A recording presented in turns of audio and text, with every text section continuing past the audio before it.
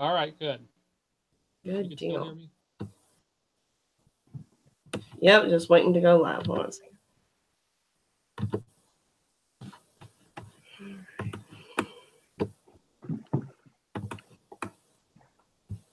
Okay. Oh, something weird happened on my end. Can you guys still hear me? Yes. Yes, we can. All right, guys. Okay. We are live right now. Awesome. This is great. Hello, everybody. It's Amanda here, your KDF Carnage here for another episode on Channel Sundown. Yes, today, although it's a little bit early, it's kind of too early for a Horror on the Rocks episode. So this episode, we're going to rephrase it as horror talk. I mean, a lot of people do drink and do in the afternoon. Unfortunately, I can't. So we're going to go ahead and just go with that. And I have my awesome guest today. I have from Big, let me slow this down because every time I say it fast, I screw it up, okay? Big Biting Pig Productions. Yay, I said it. All right, good deal. So we have here with me, we have PJ Woodside. That's Mary. Hello. And we have via call, we have Steve Hudgins. I'm here if you can hear me. Yes, we can hear you, Steve. Awesome. Poor Steve. He sounds like, can you hear me? Awesome. Good deal. Before we jump in, I want to go ahead and see what we got going on here. We have with us today Rogue Reaper. Hey, Rogue, what is up? We are doing a Q&A today. And if you want to go ahead and ask questions, feel free to. Right now, you're going to want to go ahead and dive in. And I want to start by saying, I know these two years and years ago. When I was 19 years old, I decided that I was a huge horror fan, and I decided I wanted to dabble into filmmaking and kind of put my foot in there. And I met and was in a film with Steve Hudgins and PJ Woodside. And it's a little film called Goat Sucker. Yeah. Yes, PJ. Oh, yes. That was my first kind of jump into it.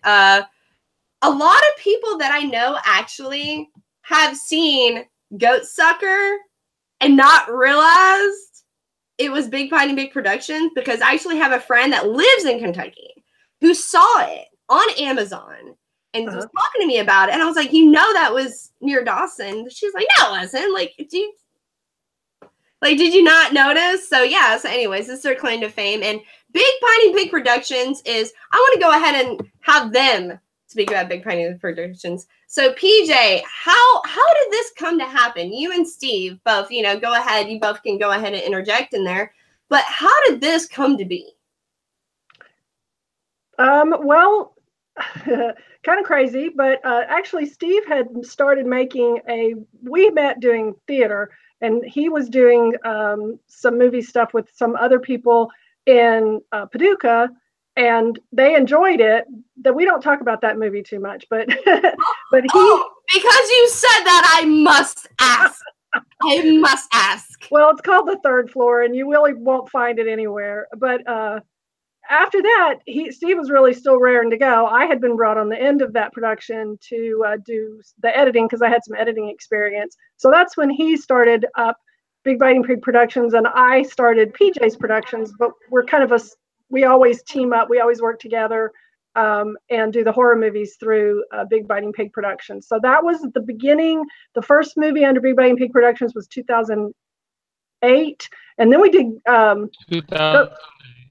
2008. Then we did Goat Sucker and Widow, which was one I wrote and directed in 2009. So Steve, and I apologize for Steve, we're filmmaking people. We should be able to do this video stuff, but he ended up having to be in a location that doesn't have good internet. So he's on the phone with us. Oh, no. I understand that, just because whenever I was flying to Phoenix to go see a screening of Strangers 2, I was stuck in this hotel room, and it was awful. It was the worst thing on the planet. Like, I literally was lagging at the worst opportune moment. So I totally feel you. I feel you on that, Steve. And Steve, that being said, I kind of jumped in. I guess I jumped in later in your film experience. So what was Goat Sucker? What number film was that? Second. Oh, okay. So it wasn't that far into it. Okay. Right. And I just remember like it was yesterday, like just going online and just because honestly, living in you know this more than anybody. I was living in Dawson with my uncle at the time because he wasn't doing too good. And if you remember correctly, I was straight from Korea and did not know how to drive. Didn't even know how to back up my Jeep. We'll say that for another story, but didn't even know how to back up my Jeep down. So I literally drove for like when I went to your house, PJ, this is a sad story, but that day at your house, that was my 4th day driving. Oh, wow. Yeah. I was filming Goat Sucker and I had my Jeep and I was at their house and of course I was 22 years old, but I never drove before in my life because I was from Korea and I was at their house and Steve, like you had this long driveway. Yes, a hill. Yeah, that hill. And I was trying to back up. You're trying to back up, yeah. Did somebody back up for you? Because I have to back up for people all the time. You had to back up for me. You had to back up for me. And my Prisma, I was a little blonde 9-year-old and didn't know what to do. But anyway. Yeah, but you were so natural on camera. That was why. I mean, that was why we were like, oh, this gal's great. You know. And then you moved. You left us. But I mean, we've done 10 movies now, not including the first one we don't talk about. We have done 10. So it's Maniac on the Loose. And actually, that kind of segue to my next question. You guys are currently working on a new project right now, and I heard it's a sequel. What is this sequel that you speak of? Steve, can you hear us? Well, yeah. Well, this year we're actually the sequel. We haven't announced. It's going to be our first sequel. We haven't announced which sequel it is to yet, but that's not until. We're not going to start shooting that until 2019. What we're doing this year is we're actually writing a book about our filmmaking experiences. So that'll be out later this year. Oh, that is so cool. That is awesome, guys. Well, then good, because I tried to look it up, what sequel it was. Find it somewhere. So I was like, oh, God, journalism 101. I don't know what the hell this sequel's going to be. So let me just segue. And then you guys did announce it. I'm like, save, man, a high five. All right, so let's go ahead. Yeah, we're saving that. We're saving that for when we get a little closer. Good. Yeah. That's smart. You don't want to pull a whole horror universe on everybody, you know. Kind of jump on there. I gotta say, I didn't realize how lucky we were in Goat Sucker that somebody was driving you around in the movie rather than the other way. Oh yeah, that's real. That's true. As anybody who hasn't seen Goat Sucker, there's a whole sequence where Amanda is in the car with a guy, and they're having dialogue with each other. It's a rather long sequence where they're talking in the car. So. Boy, did we luck out that he's driving. Mm-hmm. You did indeed luck out with that, friend. So, we have a bunch of people with us right now. Let's go ahead and just jump in the viewers. We have my girls here. All right. We have my horror homies. Of course, we have Rogue Reaper. We have Anthony. What's up, buddy? And let's see who else we have. We have Anthony. We have the horror Mr. Monty. Hey, friend, how are you doing today? So great to see everybody out here. Ray Animator, my homegirl, my horror homie. So, yeah, this is a great Leo. Hi, Leo. How you doing, sweetheart? You guys welcome. And, of course, we have Jeff Floyd. We have our regular horror homies today. So that's awesome. Guys, welcome. Guys, feel free if there's any questions that you guys have for you're chilling, Monty. That's good, Monty. Great, dude. I hope you can join us later tonight. We'll talk about it later. Yes, Anthony, we'll talk about the later stream later. But thank you guys for joining us. And of course, I'm going to go ahead and say again, we have PJ Woodside and Steve Hudgins at Big Piney Big Productions. They're both friends of mine from back in the day who are very up-and-coming indie filmmakers. And I will have to say that they have very interesting stories to tell. That's the best way I can put it, because I rewatched Creepy Doll yesterday, and I was gonna tell you, I was really, I did not know you wrote that, didn't you, PJ?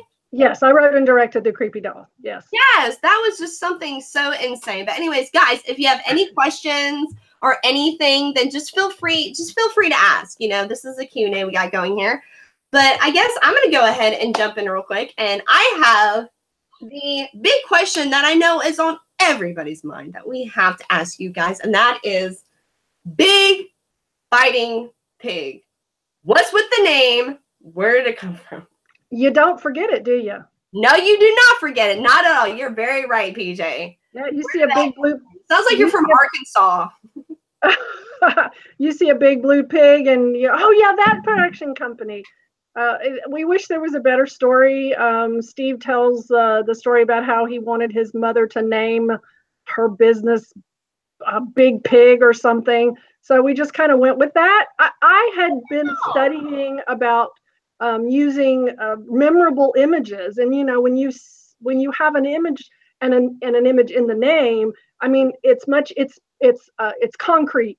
It's not an abstract, you know, we're really good productions, which you would would forget. So that makes sense. That makes sense. And I actually appreciate, you know what? I appreciate you guys, your movies more because you have that aspect of it. Because had you been like Magnolia Productions, and then like that, you know, and then that crazy stuff came out, I would have been like, wait a minute, but they're a Big Biting Big production. You're like, hey guys, you think you know what's going on? No, it's not. No, it's not. Like, I'm like, oh shit, I'm okay. All right. Yeah, that was one of the things is you hear a lot of different production company names, and boy, so many of them I just forget very easily. I have a hard time keeping track of them. So we really wanted something that when people heard it the first time, then that second time they heard it, they would be like, "Oh yeah, I remember that." So so it really was kind of a joint effort. I came up with the Big Pig, and PJ came up with the Biting, and there you go, teamwork. That is teamwork. That is teamwork. And see, I was expecting something more cinematic. I was expecting to be like, I was expecting Steve to be like, I was dreaming one day in the beaches, and we should come up with a better story. Our story's not a real one. We should make something up. I love you guys with the story shit. Y'all need to come up with something great. Y'all need to be like, we were dreaming, and this symbolic blue pig came up to me and said, no, don't eat barbecue. Like, and you're just, but I love barbecue. And you're like, I had to find myself. How am I not myself? And my whole spiel, do poetry, right? Put it in the book, and then the end. You're welcome. You guys can take that. Just, you know, we have it on, you know, my ideas are recorded. So just remember, just a little bit of the algorithm. Anyways, so guys, yeah. So I'm going to go ahead and, although you guys are very, very, what's the best way I can put it? Your guys' movies are very different. I'm gonna say that, and I mean that in a positive way. If you guys the viewers, if you have not seen my Cutie Cornish reviews, It Lives in the Attic, you guys need to go ahead and check it out because I had a lot to say about that film because that film was fantastic. I'm sorry. I love that movie. I forgot the actor's name, but the man that was dancing, that's Andrew McGregor. Oh, I can't. He's fun. He loved that role. Fun. He was like, yeah, with his best shirt on. Let him keep it. He wears that thing. Yeah. Oh, he wears that thing. Does he show up at like? Does he just stand in front of the store and just wear it and just be like, "Yeah, I was in that movie with that thing." I think the way he normally does it, he'll like show up to a party with like that underneath the shirt, and like throughout the night, he'll like unbutton the shirt more, and he'll start. He loves that shirt. I'm telling you, he loves it. I just let him keep it. He should work at bachelor parties and just like show up with a pizza. Like, hey, did anybody order a pizza? And then take off the shirt and be like extra sexy and yeah, that'd been awesome. Anyways, yeah, that's my. Oh, you're giving him ideas. I probably am. All right, guys. Well, this is the part of the segment where I open the binder, guys.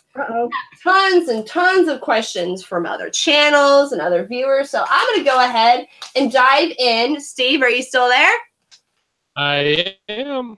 Good deal. Well, these are some hard-hitting questions, so just know that I'm like, I'm like gonna be like all Fox News, CNN, all y'all people. So, anyways, I kid. So, guys, I'm gonna go ahead and go to the first question I have for you guys, and that is, as a horror fan, I want to ask you guys, as horror fans, what was your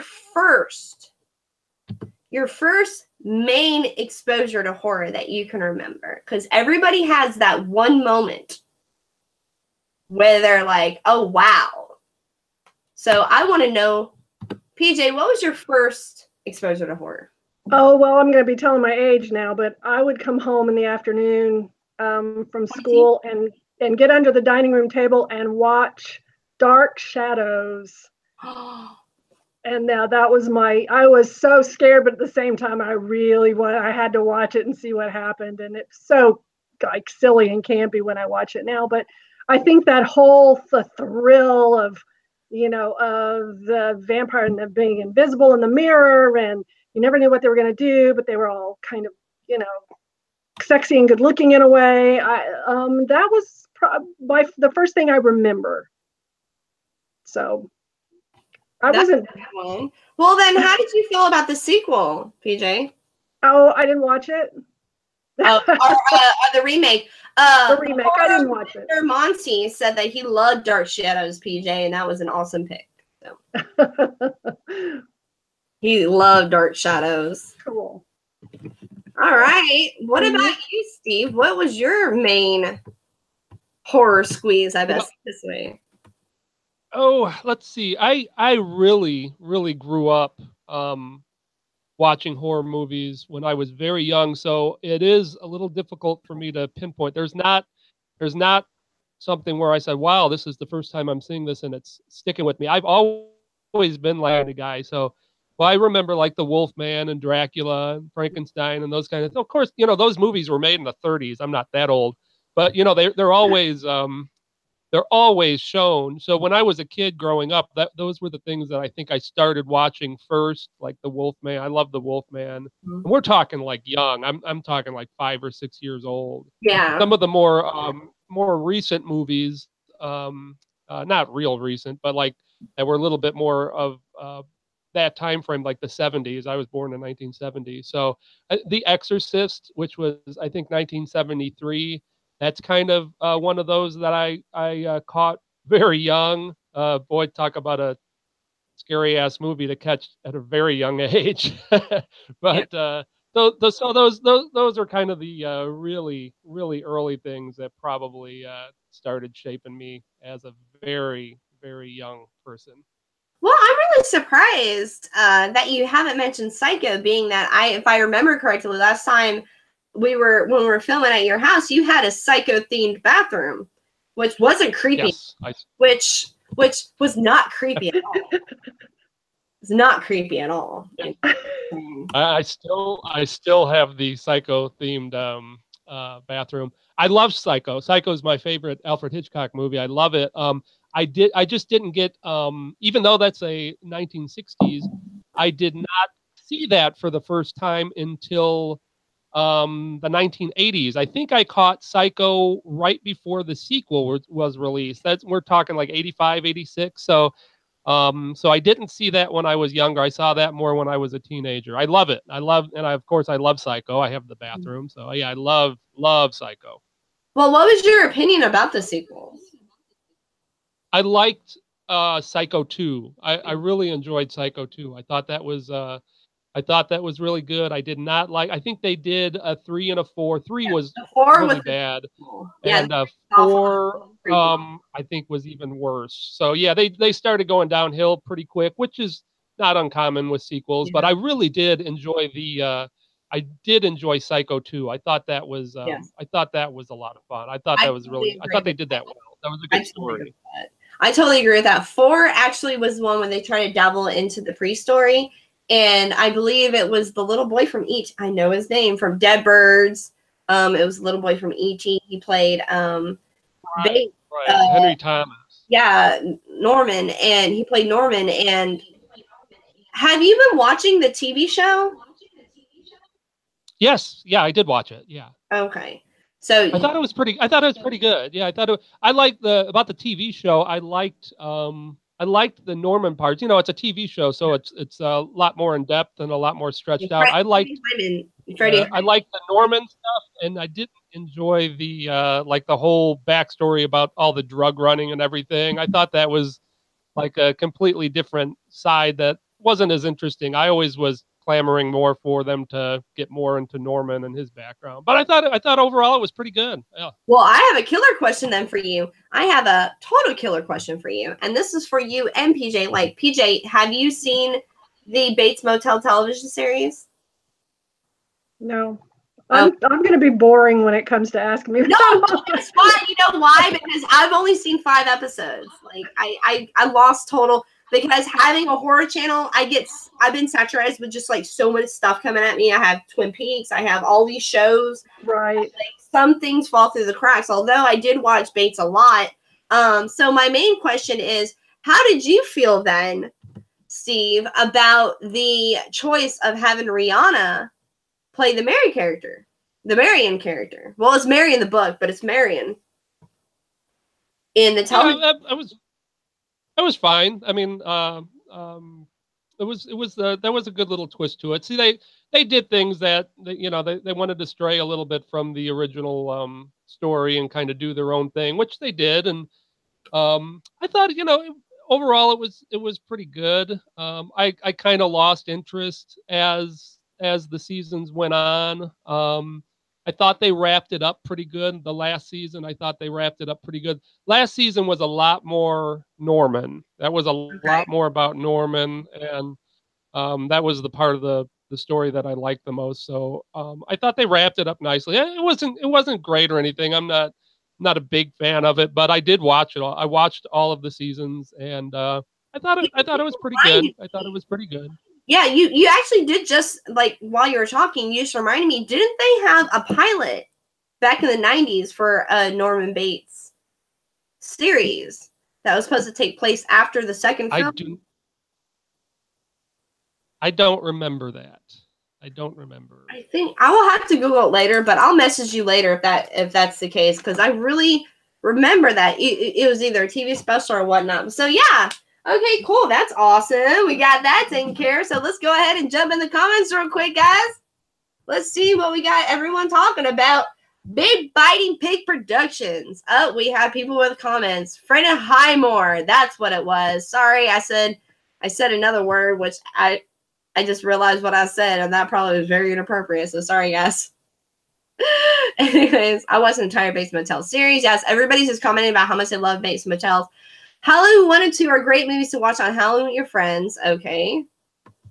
Okay, good deal. So Trick or Treat is another favorite. All right, they're talking about Halloween picks. So we'll go ahead and jump into our next question, which is a very loaded question for a lot of horror fans, because, you know, if you're a horror fan, there's not just one film you love. As a horror fan, you know, there's multiple. So we're not going to really dive into horror movies. What we are is going to go ahead and dive into genres. And I'm going to go ahead and start with PJ here.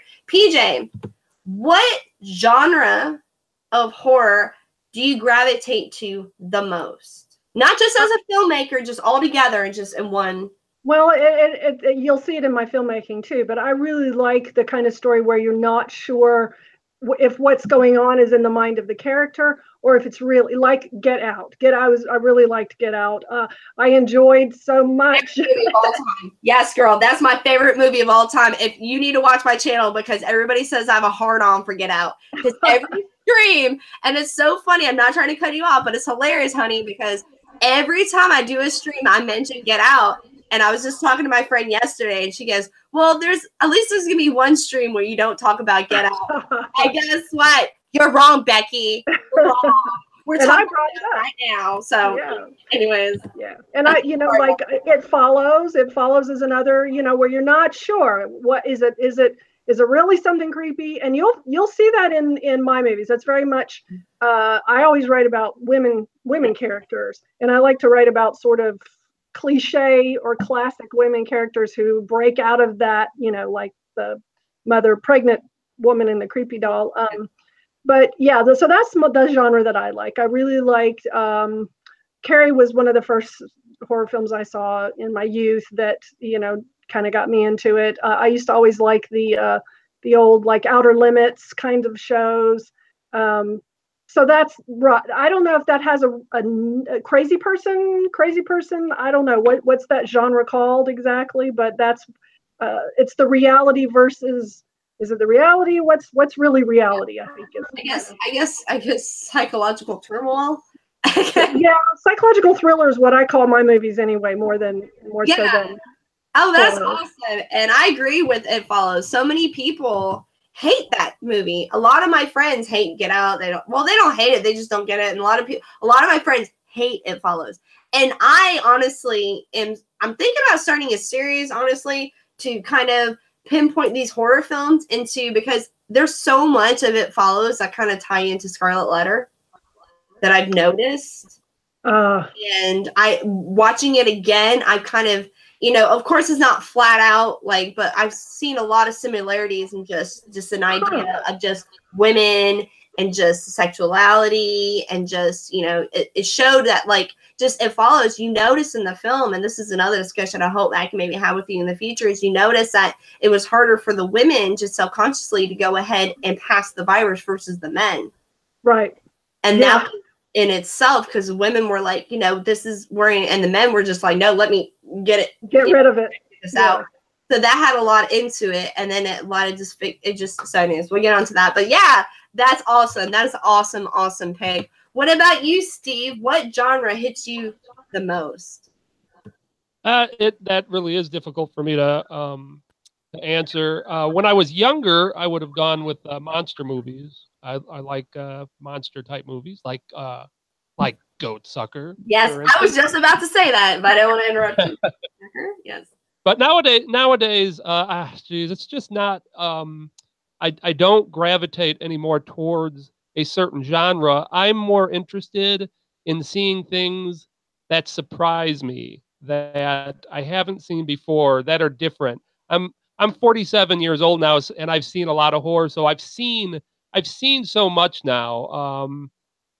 It's hard to surprise me anymore. So I like to be surprised. I like unpredictability. Show me something that I haven't seen, kind of thing. I tend to gravitate towards movies that look like they might kind of fill that need for me, if that makes sense. And did you? And I'm not trying to go ahead and stroke my Jordan Peele erection, but how did you feel about Get Out? Was that a film that you felt had those criteria that you just explained to me? I thought it was pretty good. I didn't like it as much as you guys, but I thought it was pretty good. It Follows. I loved It Follows. It Follows was more along the lines of what I was looking for. And I'll just mention this movie that I've seen, the best. I consider it a horror movie that I've seen in the last couple of years that I just loved is Bone Tomahawk.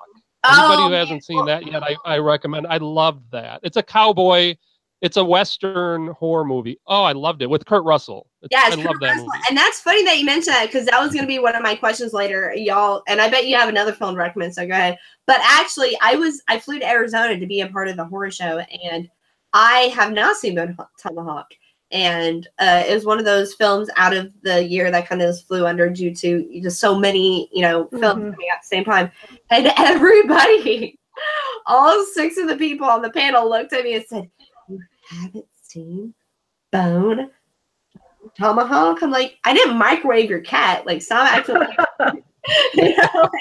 but yes, that is a movie that I've heard a lot about, and PJ is rocking her head right now, so apparently she agrees just as much as I enjoyed it. I'm not a big fan of westerns, so I didn't probably enjoy it quite as much as Steve did, but it's nice because it's a new combination that we haven't seen, and that's kind of what I liked about Get Out. Is I thought, oh, here it's got these tropes, but then it also has this other side that we haven't seen put together like that. I like to be surprised as well. And what were you saying, Steve, about Bone Tomahawk? Oh yeah. Just what PJ said. I was just going to mention that I don't think she liked it quite as much as I did. And Well, And he doesn't in your get out defense too too, much it is a under the it's kind of an under the radar movie. A lot of people have not seen it. A lot of people haven't heard of it. So it is a bit of an under the radar movie for sure. That actually reminds me of another film that I think y'all should try out. Have y'all seen Brawl in Cell Block 13? I think it's 13, Vince Vaughn. That's another film that Yes, amazing. I just saw it Yes. about a month ago. That's from the same guy who did Bone Tomahawk. Yes. And, That's why I yeah, was bringing it up, because I saw that film and I loved it so much. And my friends were like, "You haven't seen Bone Tomahawk? You gotta," because I love that film. So that's on my radar too. So awesome. Yeah, I It was haven't pretty seen cool. it. Yeah, I haven't seen it, but it's on my list. Yes, you would like it. And a lot of the negatives that came from the film had to do with like effects and stuff.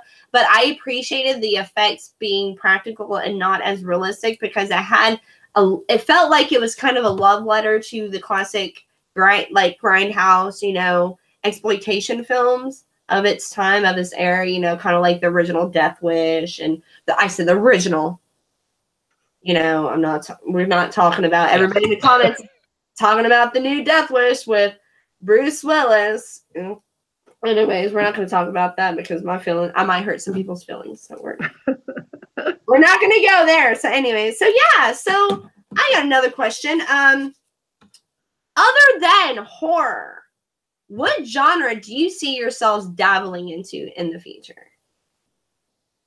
Well, I'm currently writing a comedy script with a friend who's been involved in a lot of our productions. Okay. It's kind of a gal pal comedy adventure. I also have a drama short that's going to be making the festival rounds. Oh, what's it called? It's called The DNA Projects. That's based on a script that could be kind of social horror, maybe, but I started out as a writer, not of horror, just of general drama, that kind of thing. So I like to branch out a bit. Oh, that's awesome. That's great. And this gal pal movie, like I'm gonna have a walk on, right? Sure. If we film it. I'm not sure what we're doing with it. We're trying to finish it, but it's called Token Broads, if that gives you a I'm so abroad. Are you a token broad? That's none of your business, PJ.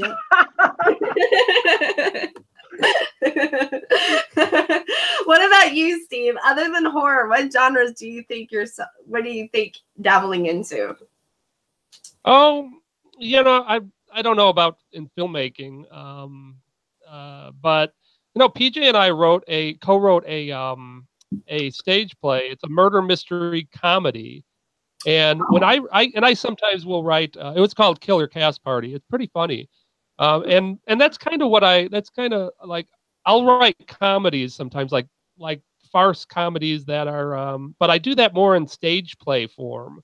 So I've written a couple of stage plays that are kind of like dark comedies or just flat out comedies. So I wouldn't want to do a comedy as a movie, though. Comedy is really tough as a movie, but that is kind of what I dabble in when it comes to. It's a lot of your films are comedy, so.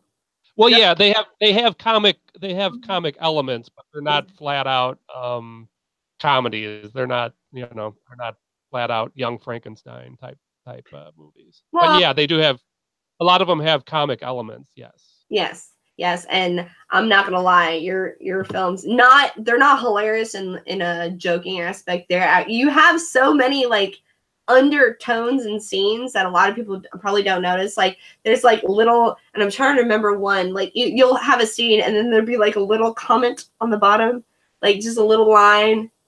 And I remember the funniest thing that ever happened. Actually, guys, I'm going to tell a little story about being on the set of Ghost Sucker. It was the funniest thing, and I still talk about the story that I actually talked about on my first Q&A stream, is with PJ and Steve.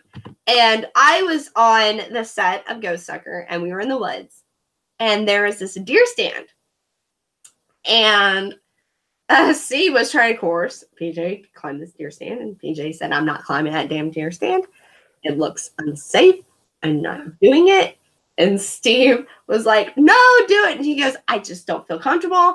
And then he looks at me and he goes, Amanda, would you go up that deer stand? I looked at him. I said, I don't know. He goes, Amanda, that's the safest deer stand I've ever seen in my whole life. And I was, He was lying. yeah, but it was just so dry and funny because you were like, that's the safest deer stand I've ever seen in my whole life. He's probably the only deer stand he'd ever seen. I recall that being a very sturdy deer stand. Some of those deer stands are very rickety, and I don't know how the hell people use them, but that one was pretty sturdy. Hey, and kudos to PJ. PJ's got an issue with heights, and she did wind up climbing up that and shooting it. She did a great job. That was tough on her. That was her facing a big fear, and she conquered it. I remember that. Yes, you did conquer it. It was amazing. You conquered it. But Steve, I'm gonna call you out. The lies you be telling, that deer stand was not as sturdy as you said it was. It was not. You're like, Amanda. And then you looked at her and he said, Amanda will climb it. Why won't you climb it? And she was like, I'll do it for the scene. And he was like, it's the safest thing I've seen in my life. And as soon as she took a step, I swear, like the squirrel, like there's a squirrel that was next to the tree. When she took a step, the squirrel looked at her and shook its head. I was like, oh, it's gonna be bad. This is gonna be bad. But anyways, yeah, that shit was funny. Yeah, I'm always the voice of reason. I'm always like, I don't know, and Steve's like, yeah, we can totally drive, have somebody slam into the camera. Yeah, no, we're not doing that. Oh yeah, I remember that shit. I'm sorry, you guys are hilarious. Guys, if you ever need to work on a film, if you ever want to work on an indie film, work on theirs because they're funny. But at the time, I was like a young little girl, so I was kind of like, oh, I was so in awe and stuff. But they're very sarcastic people. They're very sarcastic people. You just gotta. But that's what's great about them. Anyways, guys, so let's go ahead and dive in the comments because my thing's kind of blowing up a little bit. We got a lot of people that have a lot of comments. Oh wow. Let's go ahead and go through here. It follows, Anthony said, it follows is very creepy. Wow, we got a lot of people. Ooh, we got a lot of people that says a lot of stuff. Let's see. Predator is one of my favorite films. That's great. Let's see. Wow.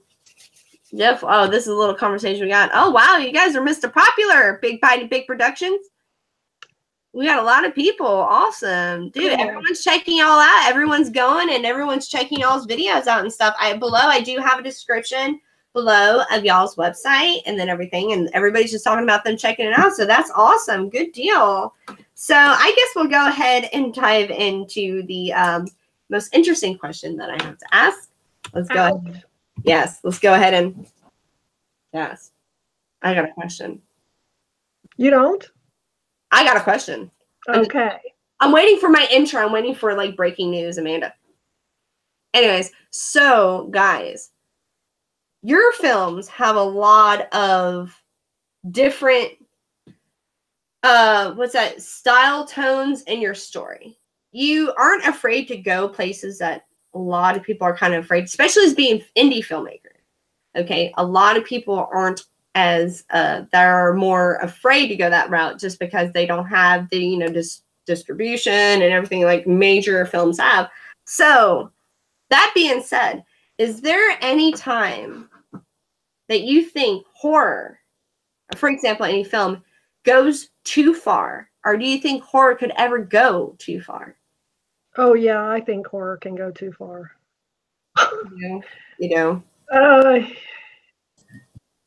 Yeah, I mean, I don't know, certain things with children I think would be going too far. Things that are overtly, just cruel.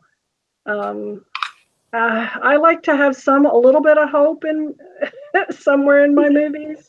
I don't know. Steve's a little creepier than I am, so he might have no. We don't like gratuitous, violence.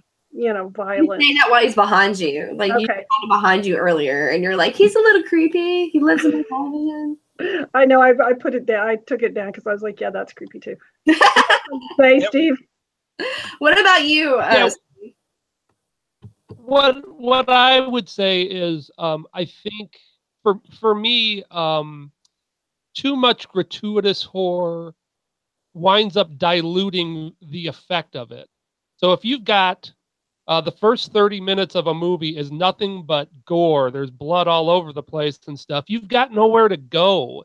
So you wind up, as a viewer, you wind up getting used to it, and it gets diluted. So I think as far as effectiveness goes, you can really kind of saturate it to the point where it loses its effectiveness. Whereas if you... Did we lose you, Steve? Did we lose you, Steve? Yeah, I think we might have. If you save, I will answer that. I'll finish that. If you save, He'll call back. He'll probably call back in a minute. Let's see. Okay. But no, go ahead. Go ahead and answer that, and I'll go ahead and wait till he calls back. Yeah, no, I think if for the audience to care about the characters, you need to take the time to put them in a normal world, and you don't have to take a whole lot of time, but you've got to have enough to care about them and to save those moments so they do punctuate rather than saturate the whole movie. That's kind of what we try to do. We really do work on story and character, and we don't just try to throw in a million kills just because we can. That's not really a story, I don't think. Well, that kind of proves my point of like horror when I talk to people. Like, there's a difference between there's this film that came out called Clown, and it's about this guy that gets possessed by a clown and he kills children and stuff. That I can't watch it just because after having my daughter, I have a hard time watching children die. That being said, I have a whole lot more respect for that film than I do with like a Siberian film, whatever it's called, that film about raping children and stuff, because like you can't sit there, and that's a horror aspect of it, the fear of just like a kid dying versus, hey, we're just going to show you a guy like raping kids and killing kids. Like there's Right. You know what I mean? Exactly. So like, for example, like one of your films, like for example, I'll use Creepy Dolls. I don't want to use It Lives in the Attic because it's hard to talk about Lives in the Attic without spoiling it. And that's why it was the hardest review I did in a while, because I was like, you guys have to, they're intertwined. Anyways, but like Creepy Doll, for example, like the scene with, the crib, I'm just going to say the crib, that scene was done so well, although it kind of hit me hard because I'm a new mom. My daughter's only 2, but it was done better than most films that kind of go for that. That was a part of the story. That was a part of the story versus just doing that just to get people upset. Because anything can upset people, but you want to get that sense of dread. And if dread is different than being like, oh my God, that's awful. So, you got it on that. Thank you. Have you seen my last movie, which is Francis Stein? I actually have that on my Amazon Prime account because I started watching it and my daughter decided, because I honestly thought, I'll be honest with you, I rewatched it because I saw it when it first came out. Not on Amazon, but because, my aunt and my uncle live in Kentucky. And I was rewatching it the other day because I thought that was going to be the, anyways. Because of the ending and how it went, I thought it was going to be the, Right. But anyways, no spoilers here. No spoilers. No spoilers. But guys, if y'all get a chance, all their movies are available now on Amazon Prime. They have 8 of them are, not all of them. 8 of them? I thought Maniac's on there, isn't it? Maniac is there, but it was the first one, and it's not free. It's not on Prime. And then Widow has not been done for. I need to totally. I ended up having to rush to get Widow done, and I want to re-edit it. So, but all the other ones are. Well, all the ones I watched are on there. Liz Attic. Well, here I'll go through them. Yeah. Goatsucker, Hell is Full, which is our zombie movie. The Creepy Doll. Spirit Stalkers, which is a fan favorite.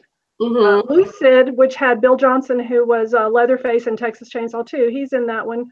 And he was in Freeport not too long ago. And I was going to go up and talk to him. But when I showed up to do my interview with my other person, he left. And I was like, I wanted to go and tell him, hey, you worked with Steve and stuff. That was awesome. But I missed him. But yeah, he's a sweetie. And Caretakers is one of the films that I loved. Yeah, and The Caretakers is after that, and then Frankenstein, and then It Lives in the Attic. It's like, oh my gosh, I can't. Anyway, it's like we had to take a break. It's like we did 10, we got to stop. Yeah. We got to, catch up with the marketing. Caretakers was such an original idea. And I loved it. Everybody, let me go to the comments real quick. Everybody, if y'all get a chance to, in your Amazon and Prime account, let's see. Oh, we got a lot of comments that I have not been keeping up. Yes, Caretakers is our vampire take. We always kind of do a twist on whatever genre we're doing. Steve, are you back with us yet? Oh, everybody has so much to say. Oh, wow. Everybody's just loving what you guys do. This is awesome, guys. This is awesome. We're on Patreon now too. We have a Patreon page because we're writing this book, and you can ask us specific questions about filmmaking, and we'll answer them. It's if you read screenwriting books and you read stuff about making films, they'll make you think you have to have these, and we just started with what's the least we need, and started there. And of course we've built, a lot, our equipment and our skills over the years, but you just get out there and do it. So.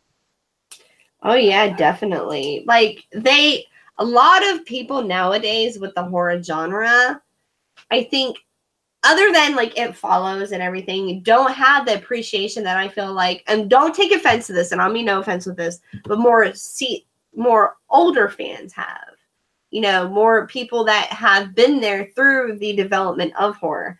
And that's going to be my next question for you. Right now, as a woman in horror, how do you see things going? And let me kind of elaborate more.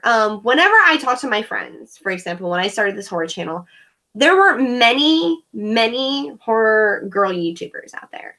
And when I spoke to them about this, they were kind of like, oh, well, it's just because there's not that much of an influence in horror for females. And that being said, I'm like, no, there is. You have, the director of American Psycho is female, Near Dark.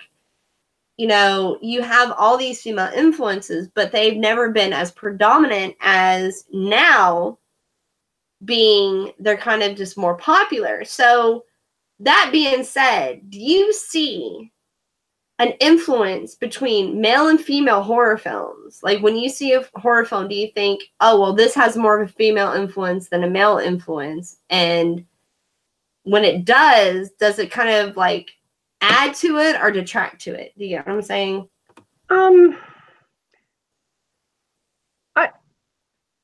I don't know if I could separate it out that way. I will say, when I used to go to conventions early on when we were making the movies, there was always this assumption that we were Big Biting Pig Productions, but somehow Steve was all about it and I was sort of an assistant or something. And I just want to clarify here, Steve and I are not together. I'm married to another guy. I've been married to a long time. So we are screenwriting partners and movie making partners. And, I would have to step into the conversation sometime. And I told Steve early on, I said, you got to introduce me. You got to make sure that, that I'm not, that they're not making those assumptions, because we've always worked as a team equal. And I've never had any issue with him, but it's with other people coming up. And with the women who would be at these conventions would normally be like, this good-looking girl who gets murdered in the movie, and it, none of those other. I was one of the few women at the table saying, yes, I do this. I make these movies. As far as, I think that's just that we might have a different, and it's more individual too than it is male and female, but we might have a different approach to running a set, as I do. My approach to running a set is a little different from Steve's approach to running a set, but they're both valid. And just because somebody's bigger and louder doesn't mean they're better at something. So you got to give I like to support as much of that female vision as I can. And we don't want to be put into a box and, oh no, you can only do this kind of movie.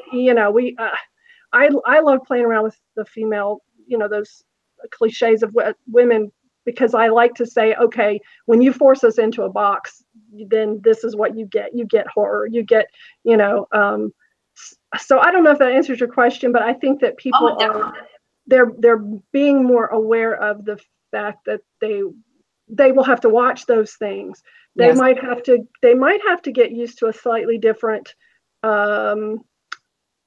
movie grammar, movie approach, tone, and they might like it.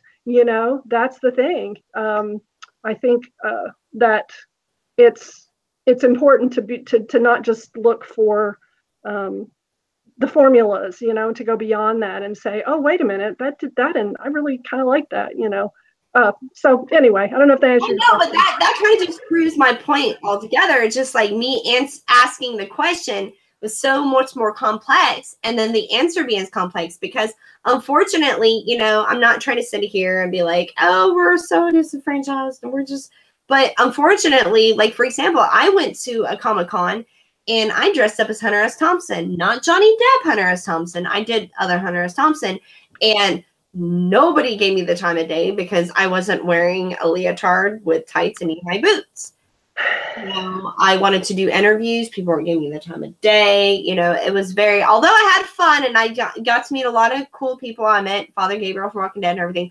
But that being said, you get this connection of, circumstance and stuff. And that comes within film too. So. Yeah, I was at a convention one time where I was probably the only, I know we were the only females filmmakers there. And our first AD, Felicia, was there. She and I were at the table, and Amanda Bierce happened to be at that convention, and she came to my table to talk to me specifically because I was a woman filmmaker. She says, you just don't see, very many of them. And I was like, yep, that's, we're here. We just keep pushing the stuff out there. That was so awesome from Fright Night. That's so cool. I think Steve died. Steve, where did you go? Oh, poor Steve. Well, it's okay, Steve. We're still here for you, friend. I'm trying to answer for him. Yeah, well, he actually answered this earlier. I said, what has been one of the most recent films that you've seen that influenced, that you love? And he said, Bone Tomahawk. And I wrote a note down here real quick that I want to go ahead and go for. When Steve was talking, you guys were talking about earlier about like gore and just the oversaturation, and just like sometimes it doesn't defeat the story in itself. It kind of just, it is what it is. And they do that for like a shock value. And I remember one time on the set of Ghost Sucker that we had an actor who was improvising. We're doing multiple shots, and he kept cussing. He was cussing, but first he was cussing within the part. He was just like, well, fuck you. But then he started going, oh, no. It was going nonstop. And Steve stopped and he said, it's not natural anymore. And that's what stuck to me. That stuck to me because I was like, wow. So it wasn't that the cussing upset him. It wasn't natural anymore. It seemed like it started going to the fact of like, when you're mad at somebody, there's nobody else watching. So when you're mad, your anger comes out. But when you're sitting there just saying, fuckity, damnity, it loses its effect. And that actually, Steve's not watching anymore. I mean, he's watching, but he's not here anymore. But that actually influenced me a lot with a lot of the shorts and stuff that I've been working on, is that you have to stick to a natural point of a story versus trying to make a scene, if that makes sense. Oh yeah, we think about that a lot. We try not to be, it's not that we don't like cussing, but we try not to be gratuitous in that either. And there's a line at the end of the Creepy Doll that has much more impact because it's the only time you hear that, her say fuck in the whole movie. And it's, I'm not your fucking deer. Yes, I'm not your fucking deer. I love that part. I'm not your fucking deer in the hallway. That was really funny. I like that. She said, deer. I'm not your fucking deer. That made me laugh. I love that part. But yeah, that's the only time in the movies, and so it has more impact then. If she'd been saying fuck every other word, you wouldn't have have that impact. So exactly. Well, what film do you think that you've seen recently, other than It Follows and Get Out? What film do you think that should get more attention that you've seen recently? Maybe. Oh gosh, get more attention. Our movies, of course. Well, of course, that's without saying, because honestly, I sat here and been looking at the comments, and everybody's been talking about how they're checking your stuff out. Nobody even has questions. Everybody's just being like, we're checking their stuff out. Cool. I'll tell you one movie that I saw that's kind of horror but was very different is Under the Skin with Scarlett Johansson. Yes, that's a good one. That one just State. I mean, it just haunted me for, forever. But that's not real recent. I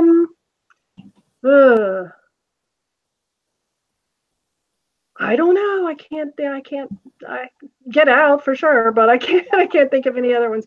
I like when I hear some chatter about a movie I like to go watch a movie without a lot of having seen a lot about it. I like to be surprised, really surprised. Like I don't even like to see the trailer, because a lot of times the trailer gives you, so I would say, if you have a chance, if somebody mentions a movie and it seems like just from that conversation you might want to see it, try not to ruin any of it, or have a predisposition towards it or something. I think it's better to be sort of like It Follows. I had no idea, so it really surprised me. Yeah, well, that has a lot to do with a lot of the horrors now, horror films now. Unfortunately, you have this, like, a lot of the A21 films are having this overabundance of just trailers that are not taking the story. Like, It Comes at Night, they market it differently. Like, and that's the problem with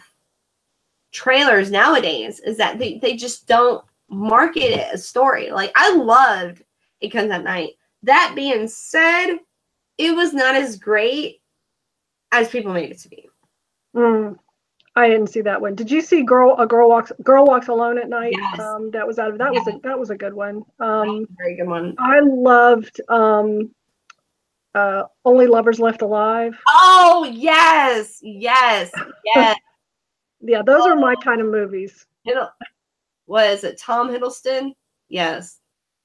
Tom Hiddleston is Loki. Yeah. Yes. What's her name? Yeah, we know her name. I just can't think of it right now. I know. I'm literally going on like 2 hours of sleep because I have so much stuff going on. And I actually have a question for you from Ray Animator. This is going to be awesome. So Ray asks, if you had, and this is really sad because Steve isn't here, because I know he would really want to answer this question. But Steve, you can log on, you can text her the answer, But if you had just an abundance amount of budget, you just had any budget in the world, what film or genre would you tackle? Like, what if you had to do a remake, or if you had an abundance amount of, like, you're just like Michael Bay was just like, do it, like, what would you do? Steve would probably say a monster movie, I'm sure. Yeah, that would be, for me, it would be a post-apocalyptic movie. I love post-apocalyptic movies, and that's very hard to do, or an alien world or something. Those are the kind of movies that you gotta have a bigger budget. Yeah. If you want to have a monster, like, a monster movie, like Godzilla or something, you got to have some budget. Oh, definitely. I don't know what happened to Steve, so. Okay. I'm sure he'll answer the question and everything. So let me see what we got going here. What other questions? Yeah. Let's see. More room and directors. The Serpent was done by Amanda Evans. Yes, I know that. No, Serpent and the Rainbow was done by Wes Craven. Oh, The Serpent. I thought you said The Serpent and the Rainbow. My fault. Misread that, guy. Sorry. So, yeah, I guess I have a final question for you. And that is going to be, PJ, where can we find y'all's movies? Man, well, you can find our movies on Amazon Prime. You can find us at bigbitingpigproductions.com. That's our website. Everything's on there. We have a YouTube channel, Big Biting Pig. If you look for Big Biting Pig, you will probably find all of us. It came to her in a dream. Yes. I just say it's kind of the opposite of the Porky Pig at the end of cartoons. It's like the the horror version of the. That's the end, folks. And you can find us all those places. We're on Facebook. We're on Twitter. Yeah, come talk to us. We're very friendly folks. They're really great people, guys. Like, honestly, they're really great people, and they're just so awesome. And if you look down below in the description, I have their website, I have their Twitter, and I just recently started getting into Twitter because I used to be like against Twitter. I used to be like, I don't twat. And so, but anyway, so they have their Twitter, we have their Instagram, we have everything in there. And I just want to say thank you so much. We're coming within the hour. Thank you so much, PJ. Thank you. Coming on the show today. I know we're kind of out of wax people. We're just goofy and out of wax, but that's the best part about my channel is that we are just a goofy bunch of people. We're a bunch of horror homies. And unfortunately, Steve's not here right now, but thank you, Steve, for coming on my show. And I appreciate you guys so much. And thank you for joining my room of I'm gonna get a picture of a creepy doll and put it right up here above my nice table. Yay. Well, thank you for having us, and I'll come back anytime. Oh, definitely, girl. Awesome. Well, thank you guys for watching. I love you guys. Remember that life is too short. Okay. Yes, Jeff, check out Big Piney Pig. Yes. Is PJ excited for, we got a last minute question. PJ, they want to know if you're excited for the new Quiet Place. Yes. I am too. That was my number one most anticipated. It's A Quiet Place, Meg, and the Suspiria. Just because I'm a huge Jessica Harper fan.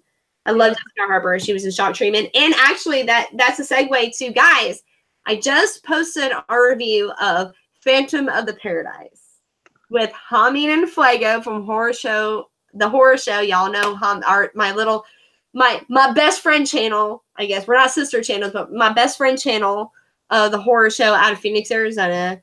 You know, they're the most subscribed. They just hit 2,000 subscribers today, y'all. So yay to The Horror Show. Yay to them. I told them to go ahead and wipe some of that on me. So I guess I'm gonna. Anyways, guys. So yeah, check out below. We have you seen Phantom of the Paradise? PJ, have you seen Phantom of the Paradise? No, I'm sorry. No. Oh, no, honey. No, don't be sorry, because you're about to watch it. Oh. I'm going to make sure you watch it because you will love it. It has Paul Williams wrote a lot of music for the Carpenters. And yeah, I know him. I've seen him. And he's in it, and he plays Schwein. And he's just hilarious, and I love it. So, guys, I just posted it. It didn't come. It was supposed to be Friday's episode, but unfortunately, due to me filming it in Phoenix on The Horror Show and me coming back and my Dropbox, I had issues in my Dropbox, but we got it all taken care of, and it's posted right now. Y'all go look below. Y'all give me that like and subscribe because y'all know I seek approval.